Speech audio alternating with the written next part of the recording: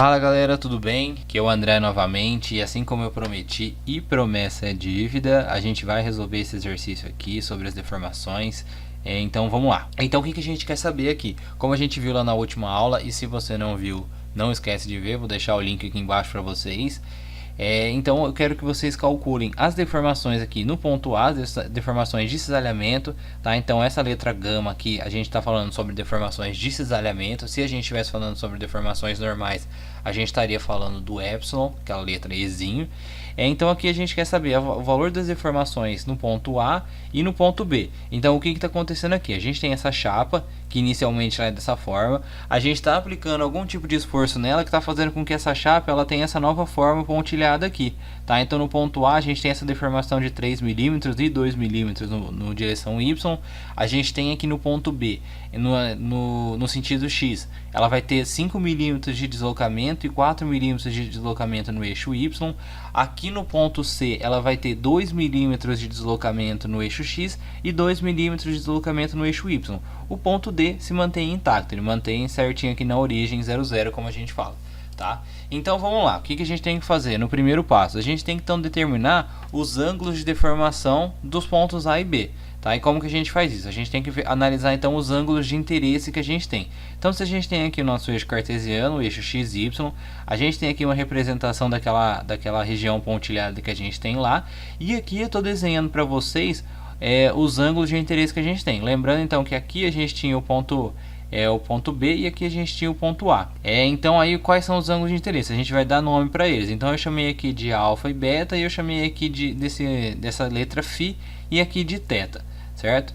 Então aí como que a gente vai fazer para calcular esses ângulos? Primeiro a gente tem que determinar os dados do nosso problema, tá? Então a nossa imagem inicial era essa aqui. Tá? Então primeiro vamos fazer para o ponto A. O ponto A, a gente tem que a deformação em X, como a gente já falou, ela é 3 mm.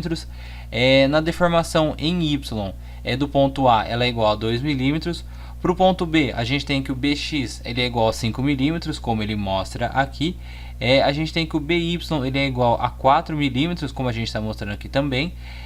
A gente tem no ponto C, então a gente tem o CX que ele é igual a 2 mm, que ele está mostrado aqui pelo mouse, e aqui no CY ele está mostrando aqui que é 2 mm. No ponto D, como a gente já falou, ele não se deforma, então ele o DX e o DY seria zero, então não é de interesse nosso, tá?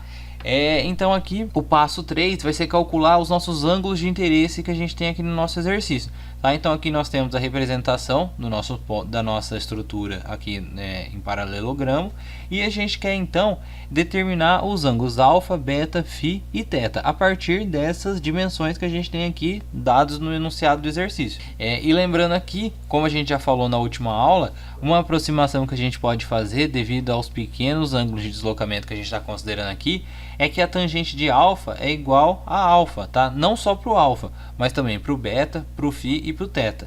Certo, pessoal? Isso aqui é uma aproximação bem importante para a gente, que vai ajudar a gente bastante na hora dos nossos cálculos, tá bom? Então vamos lá, vamos já calcular os ângulos de interesse nossos. Tá? Então, como que a gente calcula o ângulo alfa? A gente colocou aqui então que é a deformação em X sobre a deformação em Y mais 300. Mas vamos lá olhar o que é isso. Então esse ângulo alfa, se a gente fizer um triângulo retângulo aqui continuando, tá? A gente vai ver então que se a gente tiver aqui, a gente tem então que a tangente alfa, que a gente vai poder chamar de alfa mesmo, então que é uma aproximação que a gente já fez lá no próximo slide, vai ser então o que? O ângulo, o lado oposto ao ângulo alfa, tá? Que seria essa aqui, tá?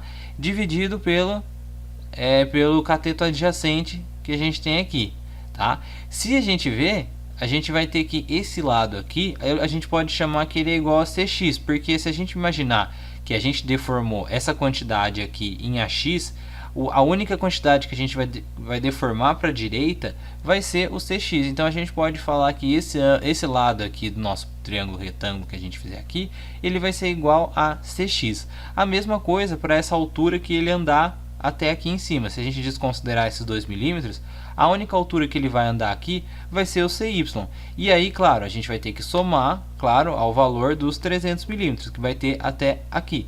Então, se a gente voltar lá aqui, a gente vai ter que o ângulo alfa, que seria igual, claro, a tangente alfa, mas a gente já está simplificando aqui, ele vai ser igual ao cx, que é sobre o cy mais o 300. Então, se a gente fizer essa conta aqui, 2 dividido por 300 mais 2, a gente chega então que o ângulo alfa ele é igual a 0,00662 radianos. Então, a gente vê que é um ângulo bem pequeno mesmo, então a gente pode usar bem essa simplificação, certo, pessoal?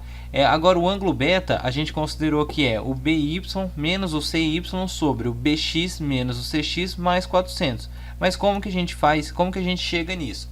O ângulo beta a gente pode considerar como sendo esse triângulo retângulo que vem até aqui, do B' até aqui, tá? E aí o adjacente, a gente tem que fazer o que? A gente analisa a deformação que a gente tem aqui, como a gente falou, a deformação em BY menos o CY. Então, por que a gente faz isso? Porque a gente tem que o BY ele é igual a 4 milímetros aqui, e aqui a gente tem o CY. Então, a medida desse lado do nosso triângulo retângulo vai ser, então, o total de 4 milímetros subtraído dos 2 milímetros. Então, a gente tem, então, aqui que a gente vai ter que essa medida aqui vai ser 2 milímetros, que é o 4 menos o 2 milímetros.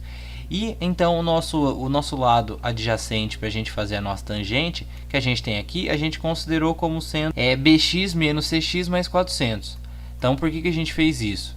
A gente faz isso então porque a gente pega essa medida do BX, que é o tanto que a gente andou para a direita, menos a medida do CX, porque a gente está interessado nessa região aqui, tá?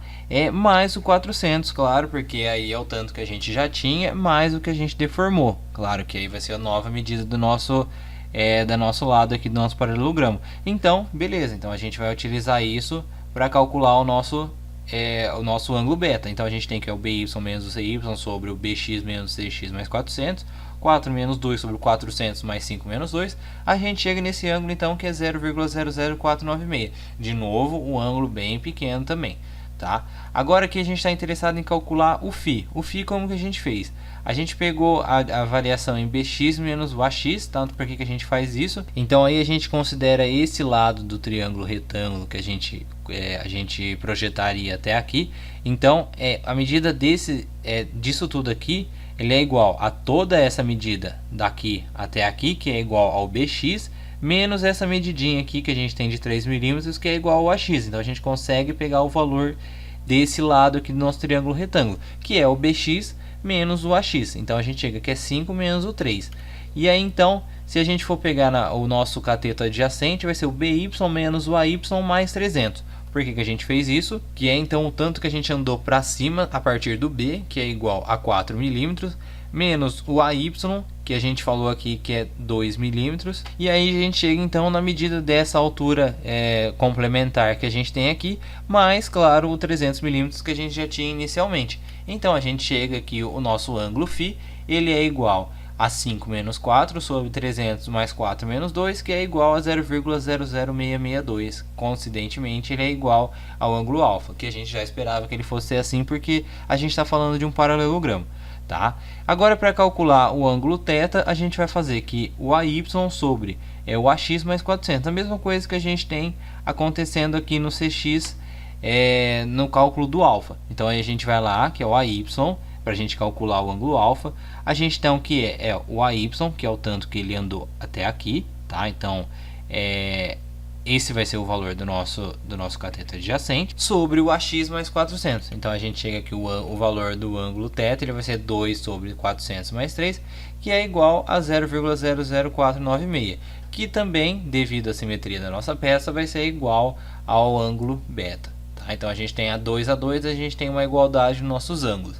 E agora, como que a gente calcula as deformações? Então, como a gente falou lá na última aula, para a gente calcular a deformação do ponto B, a gente tem que analisar os dois ângulos adjacentes dele. Tá? Então, se a gente tem aqui no ponto B, então a gente vê que o ponto B, se a gente voltasse ela para a posição original, a gente veria que ela se deformou no ângulo φ e no ângulo beta para cima. Tá? Então, aí o que a gente faz? Para a gente voltar aqui, a gente calcula então que a deformação do ponto B vai ser o beta mais o φ, que a gente chega no valor de 0,0116 radianos. E para a gente calcular no ângulo no ponto A, a gente vai ter então que é negativo. Por quê? Porque ele se diminuiu, né? Então foi uma deformação que se diminuiu no ponto A. Então a gente tem que é o θ mais o φ, que vai ser igual a menos 0,0116 radianos. Certo, pessoal? Ficou alguma dúvida? Qualquer coisa vocês deixem aí no comentário. Não esqueçam de curtir o nosso vídeo e não se esqueçam de se inscrever no nosso canal.